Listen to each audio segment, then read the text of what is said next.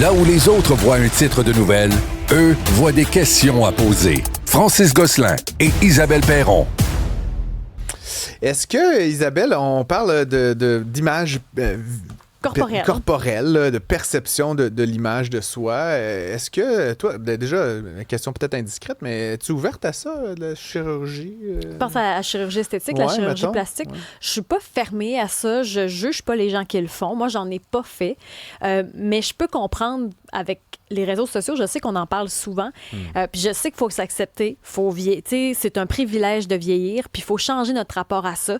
Puis ça, on en est conscient. Mais c'est nouveau dans le discours public. Puis quand on regarde les réseaux sociaux, puis on voit même, je te dirais, aux États-Unis présentement, recrudescence des vedettes qui sont plus que maigres, recrudescence aussi de gens qui ont l'air de plus en plus jeunes.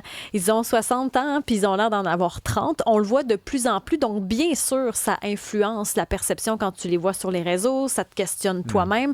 Moi, je trouve que ça peut faire une différence. En vieillissant, peut-être un peu moins, mais jeune, moi, ça avait une grosse incidence sur ma perception. Je me disais, elles sont tellement belles, j'aimerais ça atteindre ça, je suis pas capable par moi-même. Est-ce que si ça avait existé à mon époque, je l'aurais fait? Peut-être. Ouais. J'ai l'impression quand même, puis tu sais, bon, évidemment, une première affaire, j'ai l'impression que ça concerne ou ça touche plus les femmes que les hommes. Là, puis je veux pas, il y a des hommes, oui, mais je pense que tu as raison. Il y a des hommes, je dis juste, tu sais, si on statistiquement, là, c'est plus...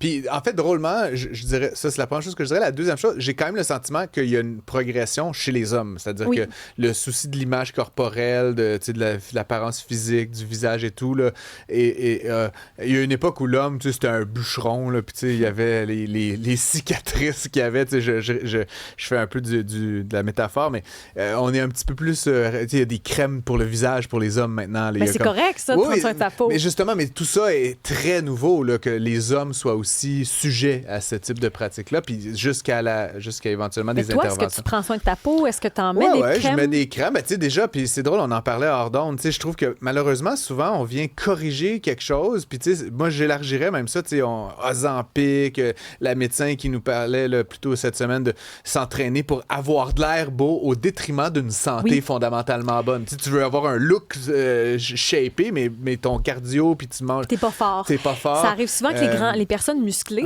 ça veut pas dire que t'es fort parce que t'es musclé, parce que souvent, c'est ce qu'elle racontait, c'est des muscles esthétiques, c'est ça que t'es en train d'expliquer, versus quelqu'un qui est vraiment fort puis qui est capable de soulever ton frigo. Mais donc, souvent, pour moi, la question de la chirurgie, elle vient corriger peut-être une négligence.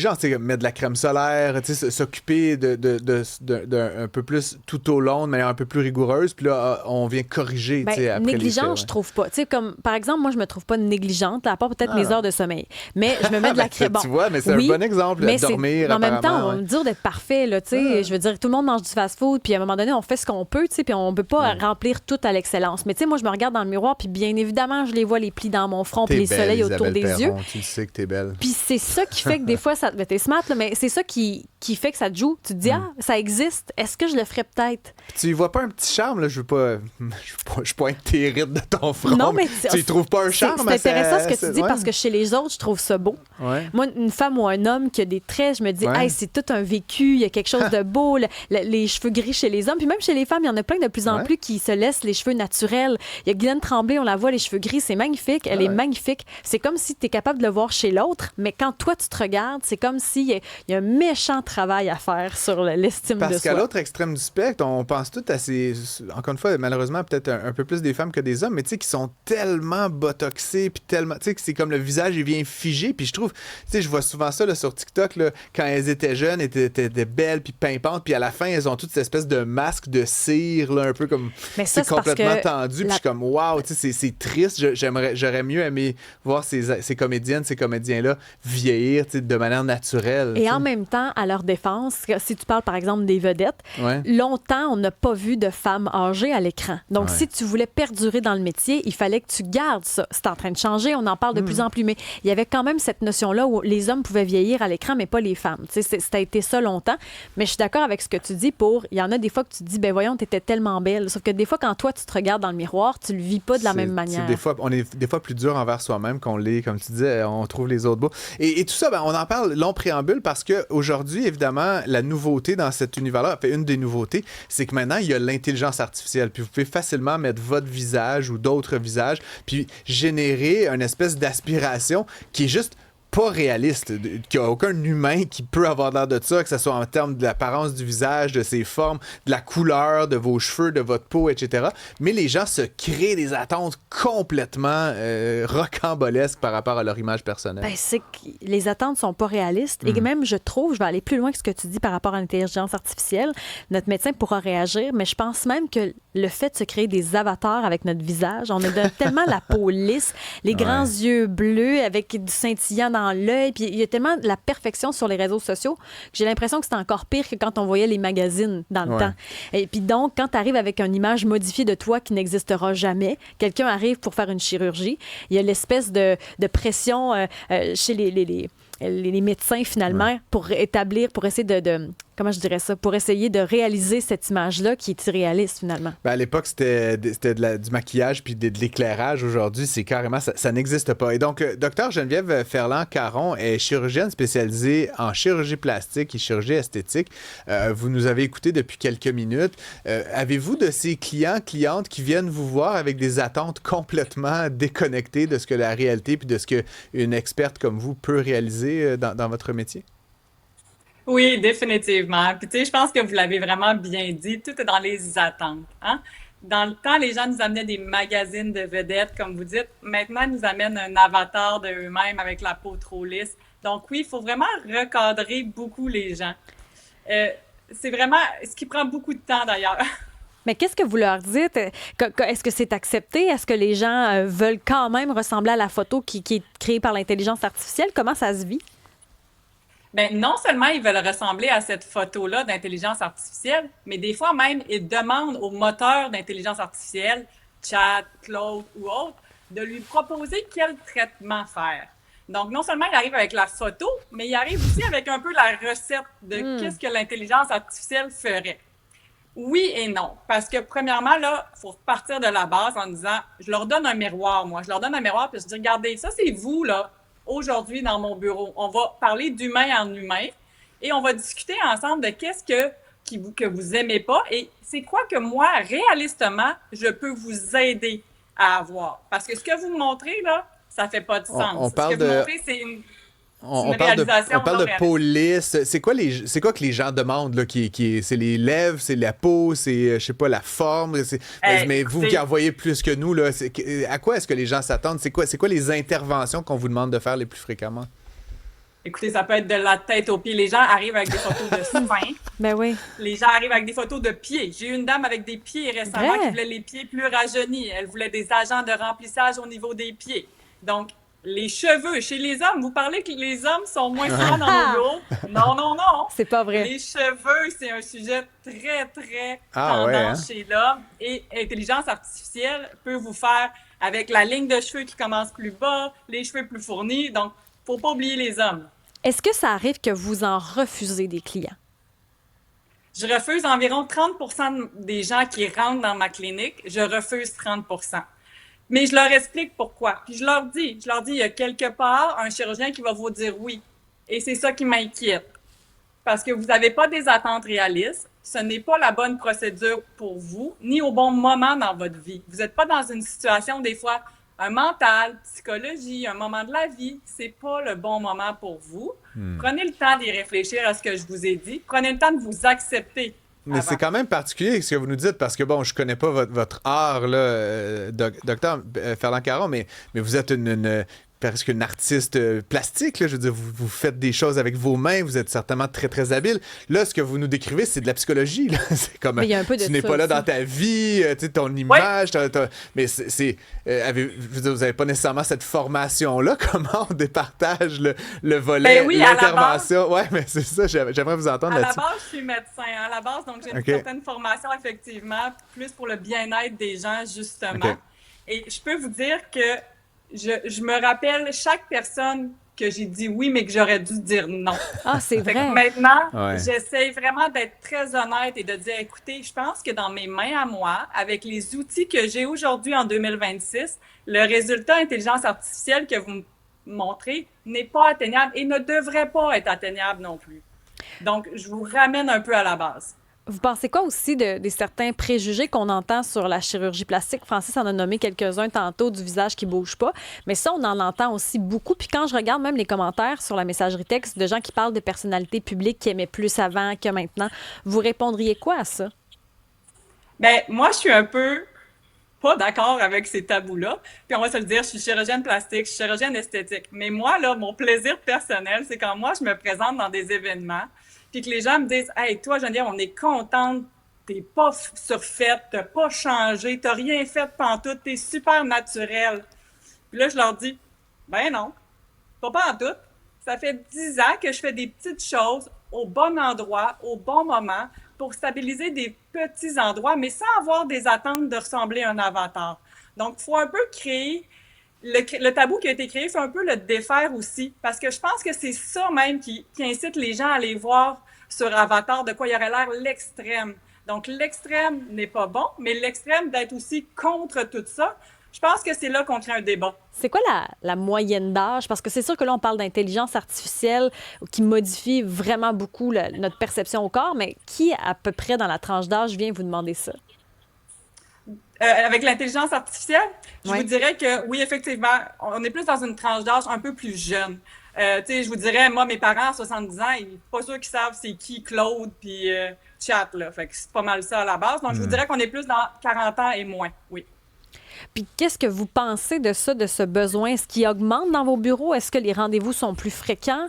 Vous pensez quoi de l'utilisation, justement, de la chirurgie esthétique? Donc, tu sais, moi, ça fait plus de 10 ans que je suis en pratique. Donc, oui, on voit vraiment une croissance, mais j'adore en ce moment qu'on voit une croissance vers le naturel, vers le retour au naturel. Donc, j'ai de plus en plus de rendez-vous pour dire, oui, je veux modifier des petites choses, mais tout en restant vraiment moi-même. Il y a des choses que j'accepte, que je suis prête à mettre de côté, mais il y a des petites choses que je peux voir comment on peut améliorer puis devenir la meilleure version. Dans les années, là, il y a 10 ans, là, les gens voulaient l'extrême, les gros seins, les gros implants. Maintenant, on est vraiment plus dans une tendance qui revient, merci, vers plus naturel. Est-ce qu'on sait ce que pourraient être aussi les conséquences éventuellement de tout ça? Oui, bien on le sait, hein, les conséquences de n'importe quelle mode, que ce soit en chirurgie esthétique ou on va parler des perçages, tu sais, la mode des stretch, là. On en a eu. Tout le monde après ça, ouais, puis moi, merci, j'ai une belle business là-dessus de les récupérer et les réparer par la suite. Donc, oui, chaque mode a vraiment des impacts, surtout des modifications corporelles, et ça peut laisser beaucoup de dommages, comme par exemple les trop gros implants mammaires, ça va étirer les tissus. Attention, donc il y a beaucoup d'autres chirurgies qui vont en découler par la suite qu'on n'avait pas prévu. Est-ce qu'on pourrait aussi essayer d'apprendre à accepter le visage qui change, qui ramollit, tout ça, là, qu'on aime moins du vieillissement? Je suis tout à fait d'accord. Souvent, les patients viennent me voir, puis je leur dis, regardez, on va travailler, je comprends, je vous vois, on va travailler ça et ça, mais on va en laisser, parce que c'est un privilège de vieillir, comme vous l'avez dit. On va laisser un peu de traces de mouvement pour garder, justement, cette activité-là du regard, du visage, qui je pense que c'est 100% important. Quand les gens veulent le regard figé, puis comme le visage de glace, je leur dis, vous n'êtes pas dans la bonne clinique ici. Commencez vraiment par des petites choses. C'est ça qui va justement gérer les tabous. Vous n'êtes pas dans la bonne clinique, vous n'êtes pas dans le bon siècle, j'ai l'impression.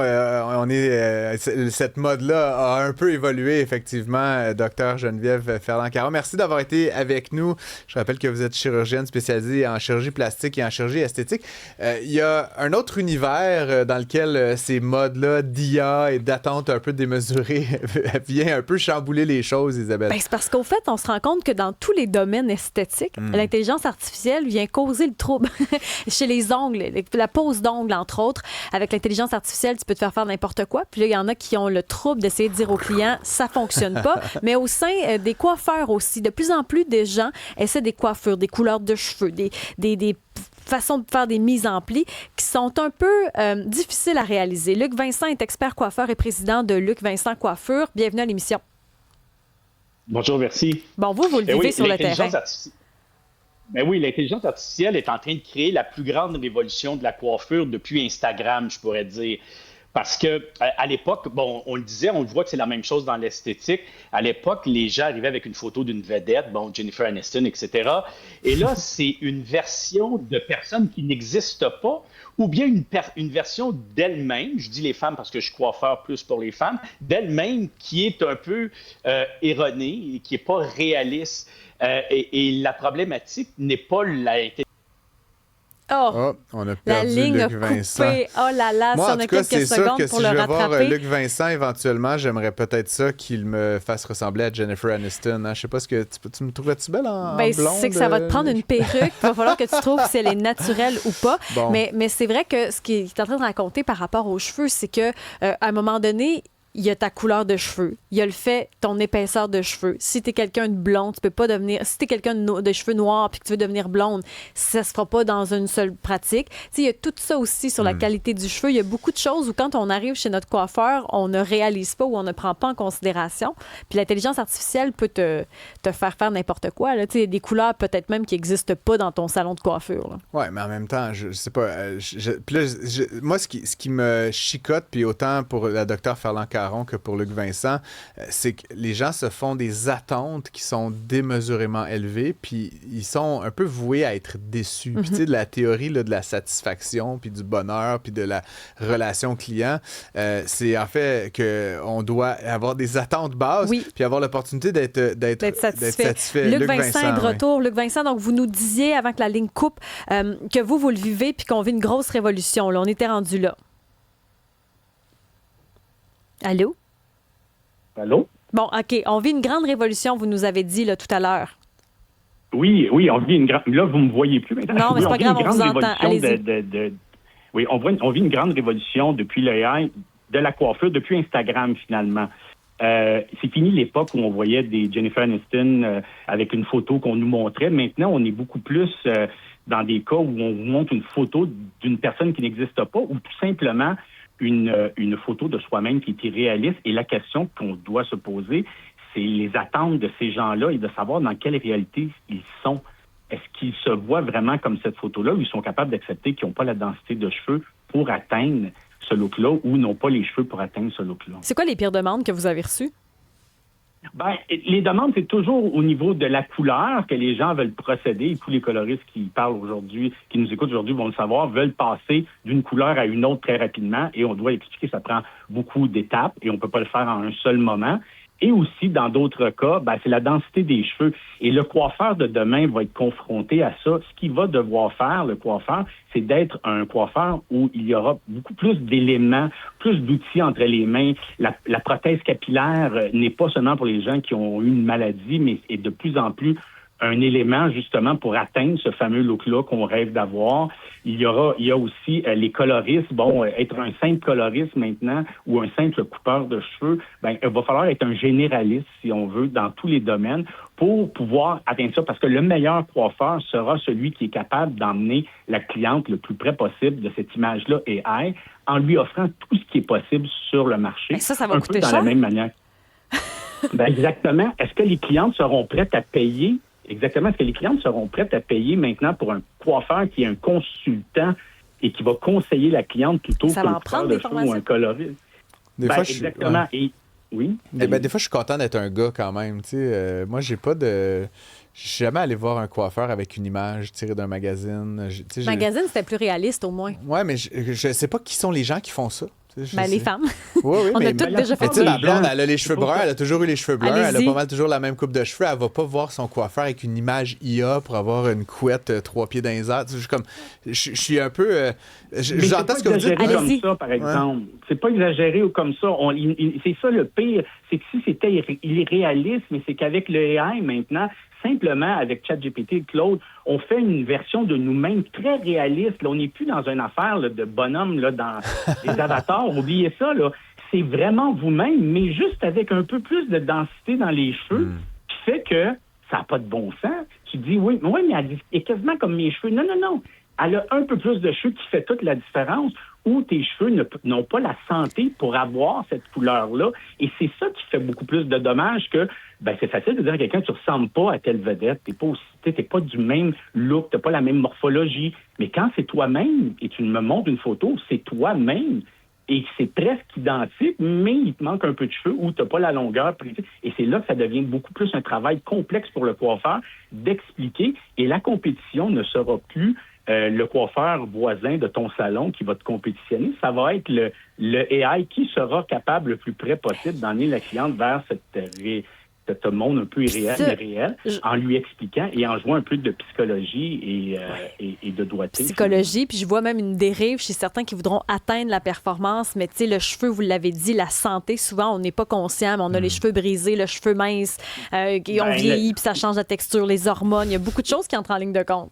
Il y a des coiffeurs qui vont vouloir vraiment essayer et de ne pas perdre la cliente, et c'est là qu'ils vont créer peut-être des problèmes, des dommages, des déceptions. D'autres, avec beaucoup plus d'expérience ou plus indépendants, pourront dire, écoutez, je ne peux pas vous le faire, si tu veux, va ailleurs. Mais le coiffeur de demain devra avoir beaucoup plus d'armes, beaucoup plus de munitions ou de trucs, de tours dans son sac, parce que va falloir essayer de ne pas toujours dire à la cliente, ça se fait pas, ça se fait pas. Il va falloir dire, il faudrait que tu aies une prothèse pour avoir plus de volume. Faudrait que tu fasses ci, ça, etc., pour pouvoir bien expliquer à la cliente si elle veut atteindre cette réalité-là, il y a des choses qu'on peut faire, des choses qu'on peut pas faire. Et c'est ça qui fait un peu de... Mais l'intelligence artificielle est géniale pour pouvoir vraiment montrer à quelqu'un quel look qu'on peut lui faire. Moi, je m'en sers beaucoup. Je suis quand même connu, je me promène dans un centre d'achat, les gens m'arrêtent et ils me disent « Hey, qu'est-ce que tu me ferais? À cette heure, je prends une photo de la personne, je mets ça dans le système, puis je dis... » J'adore. Permanente à Francis, là. Ouais, c'est ça. Puis là, je leur donne, puis j'ai dit, tu demanderas ça à ton coiffeur, puis quand je m'en vais, je dis, il n'aimera pas ou elle n'aimera pas la coiffeuse parce que peut-être que la densité des cheveux est un petit peu exagérée sur la photo, mais ça donne une bonne idée pour faire des choix. Donc, il n'y a pas que du négatif. Avant, c'était les magazines. Après ça, c'était tous les influenceurs sur Instagram qui sont devenus des professionnels de la coiffure. Les coiffeurs ne faisaient qu'exécuter. Et aujourd'hui encore, les coiffeurs deviennent des exécutants Luc des Vincent, images qu'on leur apporte. Merci beaucoup d'être passé à l'émission de chez Luc Vincent Coiffure. Ça a été un plaisir de te parler. Puis en terminant, Francis, moi, ce qui me frappe, c'est qu'à chaque segment aujourd'hui, on dit toujours faut faire de la psychologie, faut faire de la psychologie. Je pense vraiment qu'on devrait avoir un psychologue comme un médecin de famille. Peut-être un troisième co-animateur qui est juste comme hey les gars, là, ça va, là, faut penser à votre affaire. J'ai l'impression qu'on. Puis c'est pour ça que j'ai réagi aussi fortement, comme j'ai l'impression que parfois on exagère. Personnellement, moi, je vais chez le même coiffeur depuis longtemps. Je salue en même temps, Albert, Francis, c'est facile quand tu as un homme qui n'a pas de coloration, qui a les cheveux courts. Je pense pas que tu peux comparer à une femme qui vit pas la même affaire partout. Peut-être qu'une femme, elle pourrait ne pas se faire colorer puis se faire couper les cheveux puis carrer. Puis on pourrait, ça serait bien correct. Je comprends, mais on est dans cette industrie-là. Gérez vos attentes, les amis.